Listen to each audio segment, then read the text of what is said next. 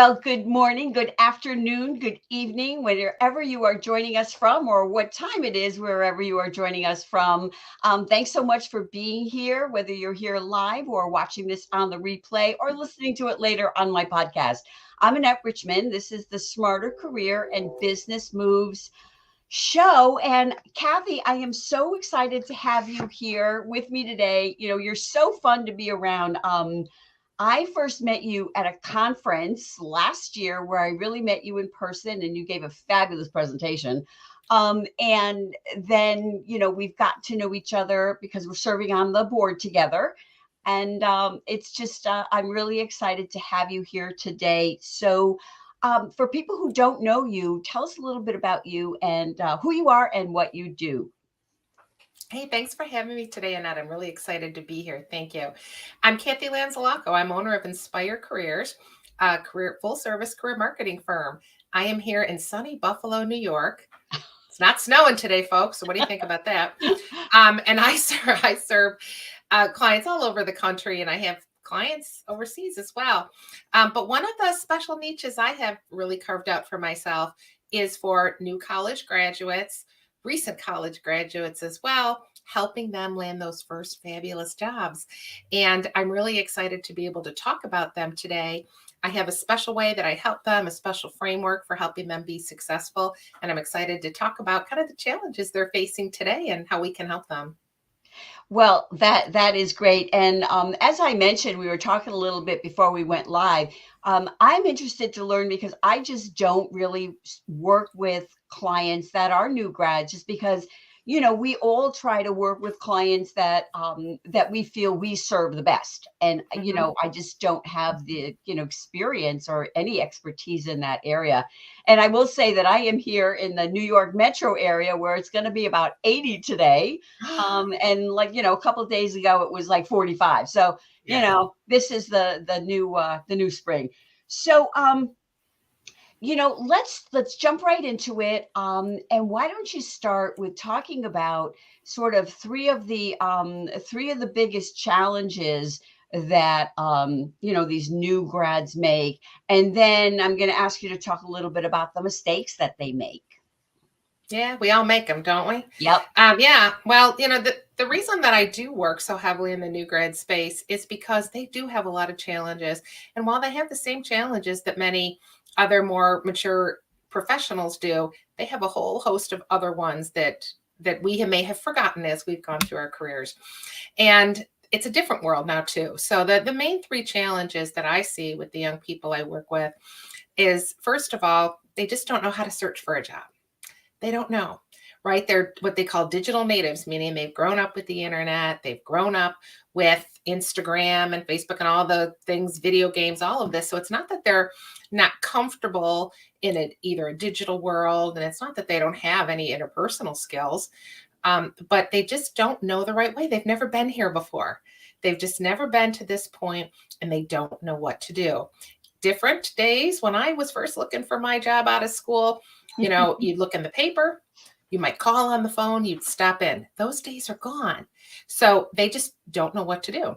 The second is they're still feeling the effects of the pandemic. So the class of 2023 was impacted by the pandemic.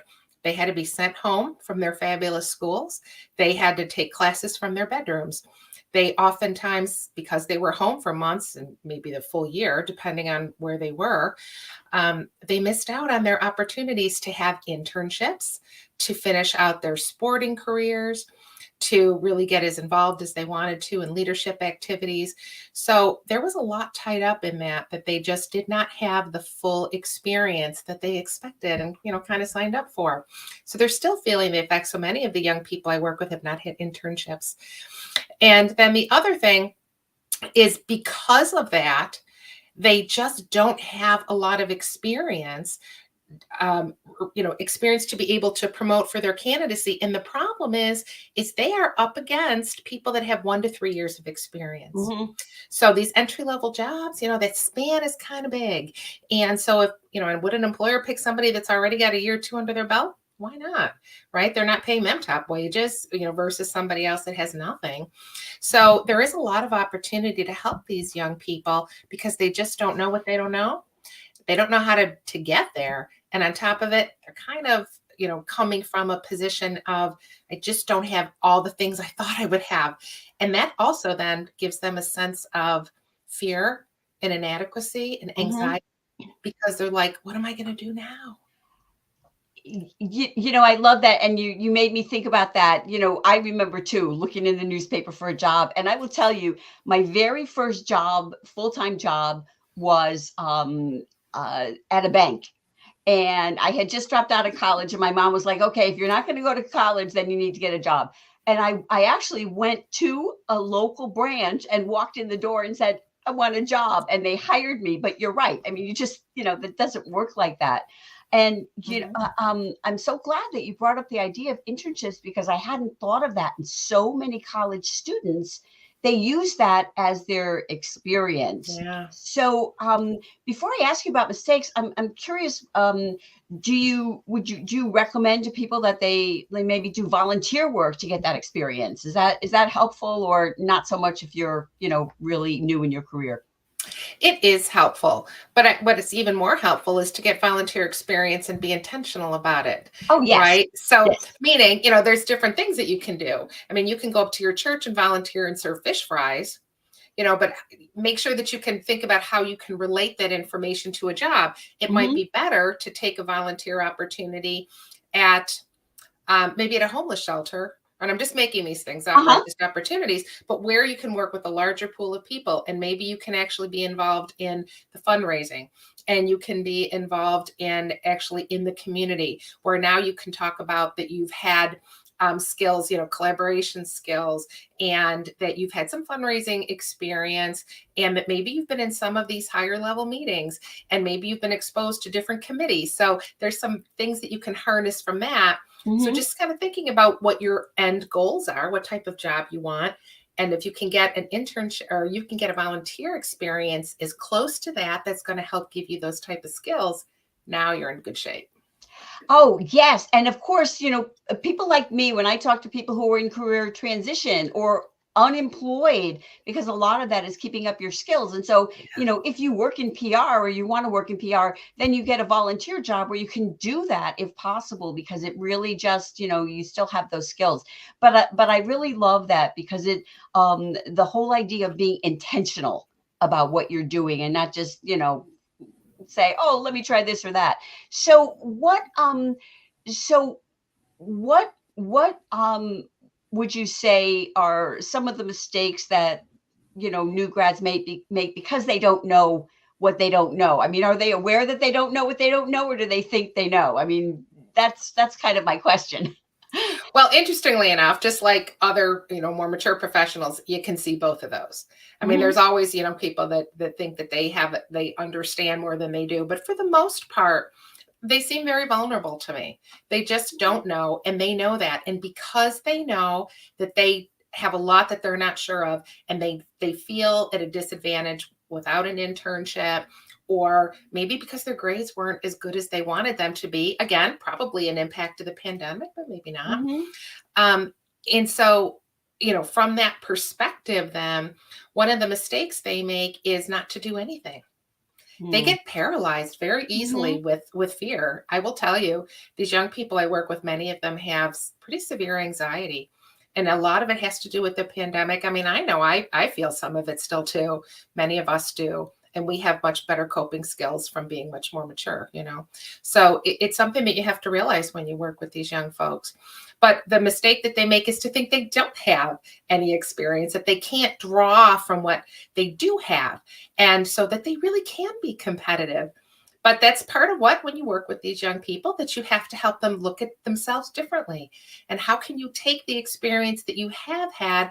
Maybe it was in terms of projects that you worked on or other experiences that you had in school or outside, Hmm. that you can take that material and take it and morph it into something else. Never lying, never exaggerating, but really taking credit for what you do have. Yeah, I remember, I mean, not as an undergrad because that was long ago, but when I was doing a graduate level program, one of the things that I noticed that seemed to be a change is that they really wanted to have the students working in groups. And my understanding from the university was we're doing it this way because that's what corporations want to see. And so when you're at that, that the working in groups, and I would think, and of course if you can give me an example, it's the same thing as if you're really working and you're working in a group. Every person in that group brings something different to the table. Maybe they're the leader, maybe they step in to pick up the slack. And so I would imagine when students are thinking like that, it could be the same thing. Oh, that's a great example, Annette. You're absolutely right. But they don't think about it because they just put it under the category of, oh, check mark, it was something I did in school. And they Mm-hmm. don't recognize that the value of collaborating in teams. And listen, if it happened during the pandemic and you had to learn new Zoom skills to be able to get with now instead of being at the school, now you're collaborating with your classmates that are all scattered all over the country. That's a different skill set, Mm-hmm. right? And trying to Mm-hmm. work virtually and collaborating. And maybe now you're using the Google Docs because were doing things in person before, but now you're not. So Mm-hmm. then there's a whole new skill set. That's a great call out.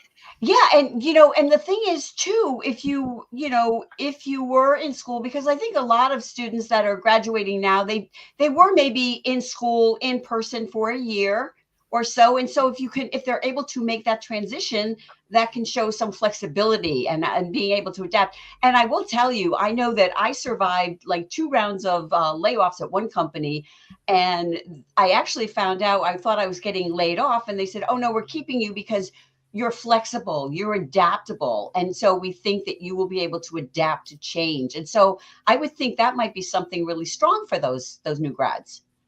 Another great call out, Annette. And I'll tell you a good example of where I like to draw that from exactly is for those students that were fortunate enough to have study abroad experiences, because many of these young people do.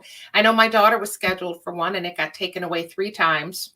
She never ended up getting it, but some kids were lucky enough to have those. I'm working with one man, or I recently worked with a young man who went to London for a study abroad experience. He went by himself. He was there for 3 months, had his own apartment, right? He's got independence now, right? He had to be flexible with learning how to get around. He had to problem solve. He went to this brand new place to learn a whole different industry that he's not working in now, but the skills that he applied there were. So we drew from that, right? And we talked about how he was kind of a jack of all trades with the internship, but how did that relate to the actual job that he wanted to do? So we were kind of pulling from both. We Mm-hmm. talked about his ability to navigate new situations and doing this on his own, right? He went to the London School of Economics, and that's impressive. So, we wanted to make sure that we harnessed every little bit that we could from there. And as it turns out, he got a fabulous job, higher end of the salary. He's there today. Hopefully he's not watching this. He's there today having a wonderful time. And really, last time I talked to him, he was very happy. So those are the important things. You just have to look at it differently. Yeah, yeah. I love this. So I just want to give a shout out to our friend Paula Christensen, who's joining us. And she says adaptability is a huge differentiator. So I'm having trouble speaking this morning. But so, and it is true. I mean, it's just, and as I'm listening to you and I'm thinking that while they're different challenges, but they have sort of similar things as more senior people as Yes. well. The whole idea of not knowing what you're doing and not being able to really understand your strengths, which is a thing. So I, I have a question about sort of the anxiety and building the confidence. And what suggestions do you have for someone who is in that kind of position and to start building, recognizing their value? Yeah. There's so many ways, and sometimes it depends on your personality. But I find what is common between just about all people is having small wins, right? Setting goals, achieving those goals. Oh, if I've done that, I can do the next thing. moving the bar a little bit, moving the bar Mm-hmm. a little bit. And when I work with these young people, that's exactly what we do. We set goals every week, and I ask them to set the goals. Like, I make suggestions and I say, is that something that you can do? What would you know? How would you like to see this? How else can we, how else can I serve you today? What else do you need? And letting them help pick those goals. And every time they achieve something else, you can see, you can feel their confidence level going up.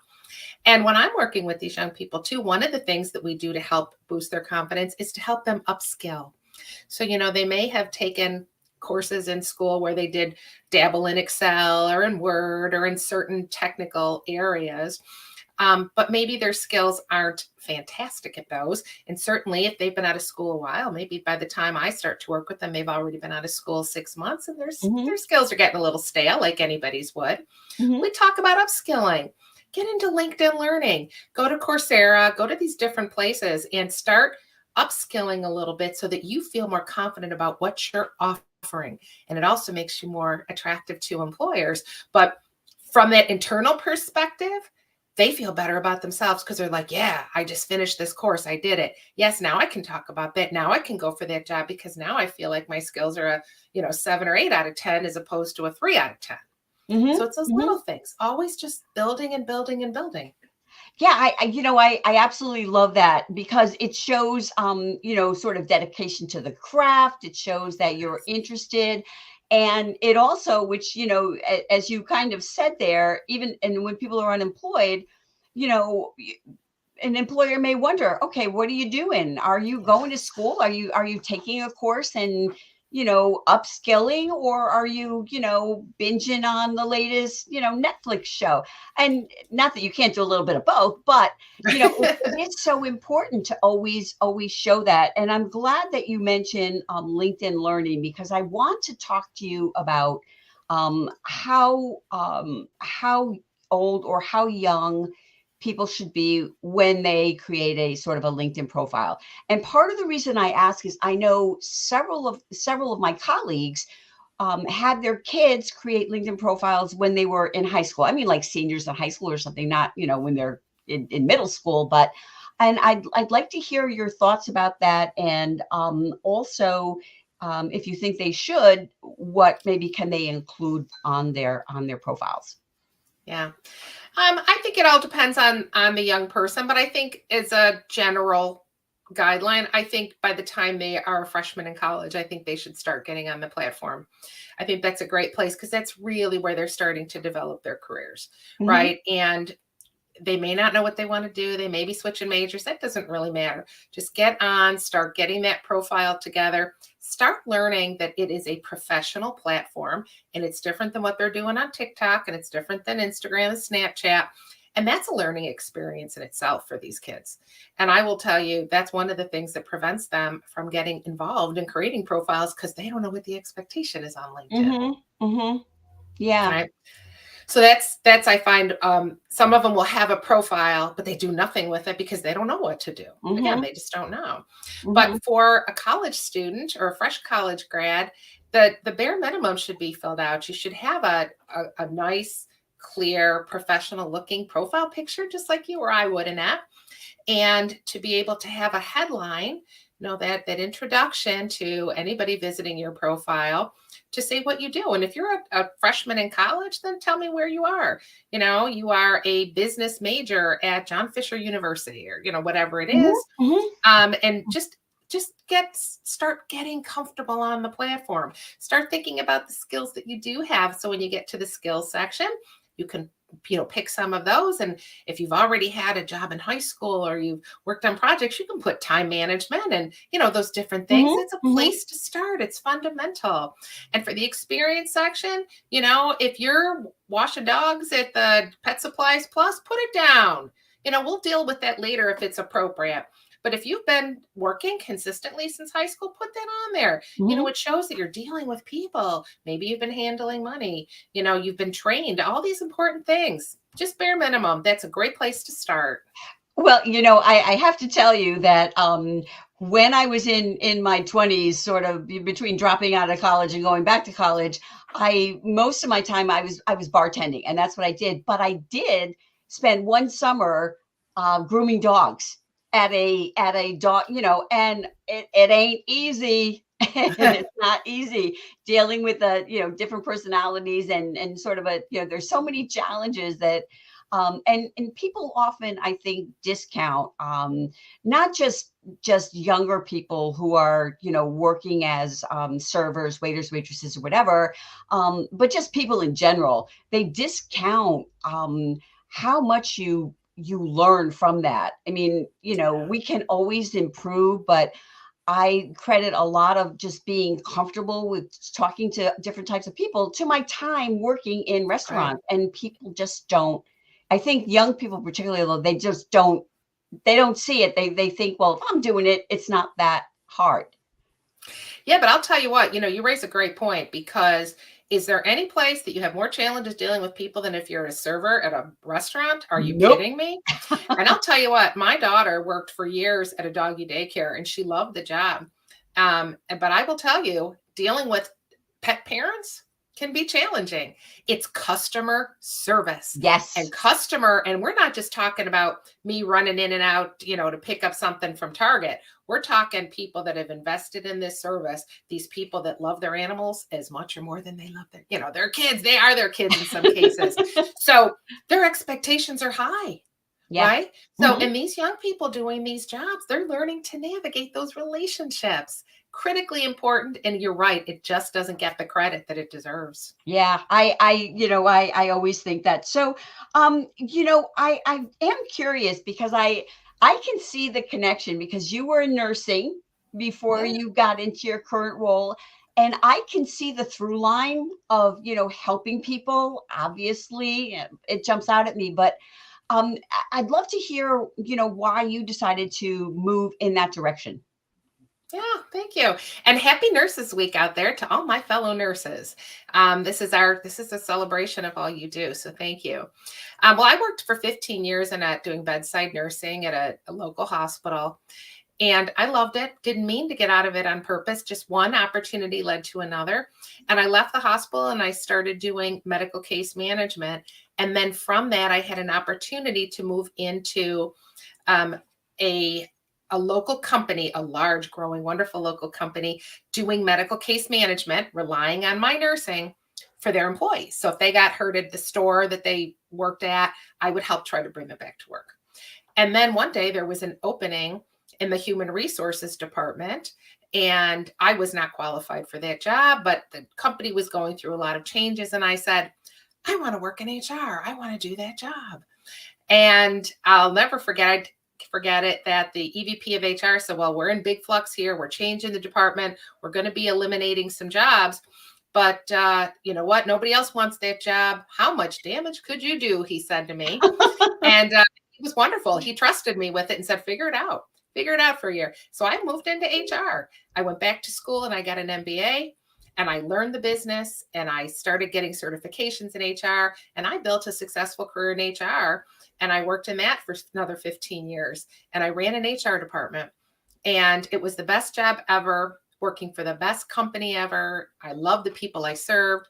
And then in 2016, they closed the business that I worked for, and my job went away. And I said, well, what am I going to do now? And I took another short-term HR job, but I knew I didn't want to work in HR anymore, but I just wasn't quite sure what I wanted to do. And I took another couple short-term HR jobs. And then one day, I don't know why, it came to me. And this is how flashes happen to people. I said, I think I worked in HR long enough and I've already changed my career. I can help other people do that. I can write resumes and I can help other people. Mhm. Not getting any sense of what I was talking about, other than when I was working in HR, I coached executives. I, did HR and recruiting and all of these things. So I had a strong background in that. But then I said, you know what? I can do this. And I started my first business, and that was called Write Resume for the Job. And I started writing resumes. And then I learned the craft. And Mhm. for those of you watching, it is a craft. And it's a part art, part science, but I got certified in resume writing, certified in career coaching, started subcontracting for another business owner to learn how to run a business and to get more exposure and practice. And then when she sadly passed away, she had mentored me for a couple of years, but when she passed away, I bought her business, which is Inspire Careers. And I rebranded my first business up into this, and I've been working as Inspire Careers ever since. And I do other subcontracting jobs and I do other projects, but Inspire Careers is my baby. And so it's that I see myself as the nurse who took care of advocating for patients, and then the HR director who took care of advocating for employees. And now I'm advocating for job seekers and for people in their own careers. So it's all that same thread that runs between. Yeah. It's, it's really interesting when you see people moving, and I'm sure you find this. I certainly find it with the clients I work with. A lot of times, what leads them to their career is something very personal, or just, or it runs along the same lines as they move from career to career. Now, the time has flown by, and we're almost at the end of our time, and I'd like to ask you. I've asked you a bunch of questions. We've talked about a variety of things, but what would you like to share? Something that you think is important to share that we haven't talked about yet? Yeah.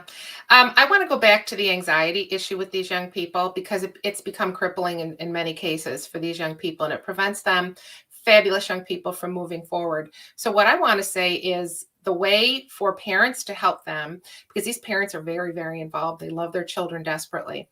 But it is the way to decrease the anxiety really is about giving them the tools, giving, the help that they need. And sometimes that certainly therapy is something completely that anybody needs, should be getting.